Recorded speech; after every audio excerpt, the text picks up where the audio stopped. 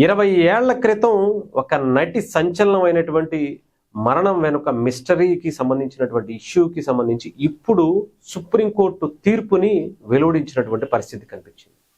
ఆ నటి ఎవరు అంటే మన తెలుగు అమ్మాయి, అచ్చు తెలుగు, మన తెలుగుంటి ఆడబడుచు ప్రత్యూష. నటిగా చాలా మంచి, తక్కువ సినిమాలే చేసినా కానీ చాలా మంచి ఇంపాక్ట్ చూపించింది. సౌందర్య గారి తర్వాత అంత ఇంపాక్ట్ కలిగినటువంటి హీరోయిన్గా తను ఎస్టాబ్లిష్ అవుతుంది అనుకునే టయానికి ఏం జరిగిందో ఏంటో తెలీదు, సడన్గా ఆమె మరణించడం జరిగింది. ఆ తర్వాత కొంతమంది రాజకీయ ప్రముఖులు వెనకాల ఉన్నారని, కొంతమంది పెద్ద పెద్ద తలకాయలే ఆ మరణం వెనక పాత్ర వహిస్తున్నారు అని చెప్పి చాలా ఇదిగా వచ్చినటువంటి పరిస్థితులు, వార్తలు అవి కూడా చూసాం. 20 ఏళ్ల క్రితం ఒక సంచలనమైనటువంటి కేసు అది. ఆ తర్వాత చాలా బలంగా వాళ్ళ తల్లి పోరాడుతూనే వచ్చింది.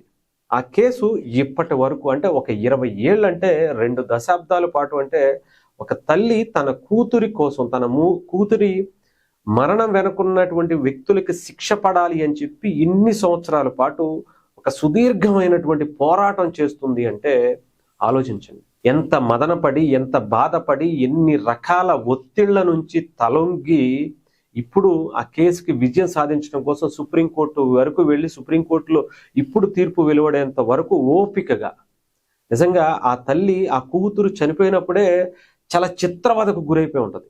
చెప్పాలంటే అసలు నేను ఎందుకు బ్రతుకున్నానా అనుకునేటువంటి పరిస్థితి, కూతురే లేనప్పుడు నాకెందుకు ఈ బ్రతుకు అనుకునేటువంటి పరిస్థితి కూడా ఆమె మనసులో వచ్చి ఉంటుంది.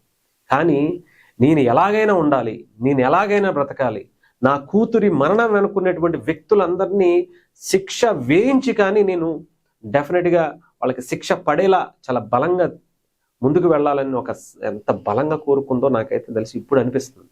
20 ఏళ్ల పాటు ఎంత చిత్రవద, ఎన్ని రకాల రాజకీయ ప్రముఖులతో, ఇంకొకరితో ఒత్తిళ్లు వచ్చి ఉంటాయో, ఎన్ని రకాల ఇబ్బందులు పడి ఉంటాయో ఆలోచించుకోవడం కూడా కష్టం.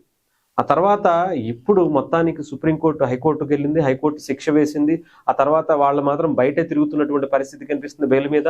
ఆ తర్వాత ఇప్పుడు సుప్రీంకోర్టుకు వెళ్ళారు. సుప్రీంకోర్టు కూడా ఒక సంచలనమైనటువంటి తీర్పు ఈ రోజు వెలువడించినటువంటి పరిస్థితి కనిపించింది.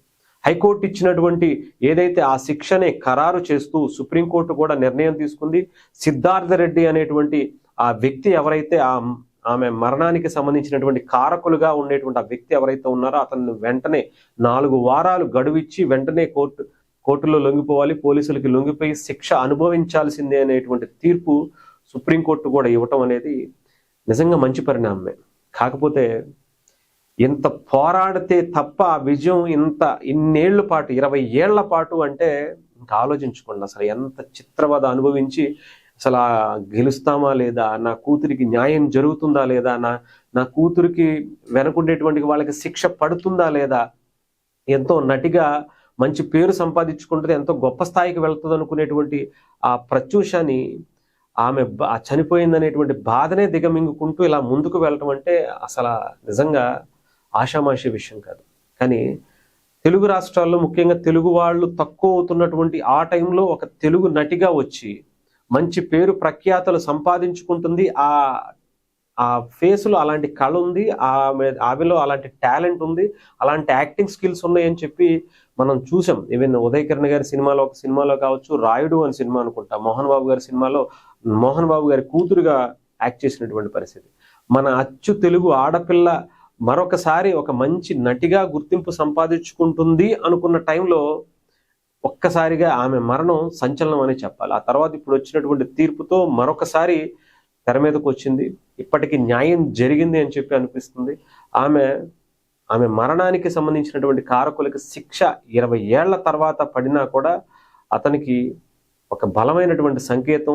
ఎవరైనా సరే చట్టం నుంచి తప్పించుకోలేరు, తప్పు చేస్తే డెఫినెట్గా శిక్ష పడుతుంది అనేటువంటి ఒక భావనలో ఎవరికైనా సరే లేట్ అవ్వచ్చేమో కానీ న్యాయం జరగటం పక్కా అనేది మనకు తెలుస్తున్నటువంటి ఈ కోర్టు తీర్పుని బట్టి అర్థమవుతుంది.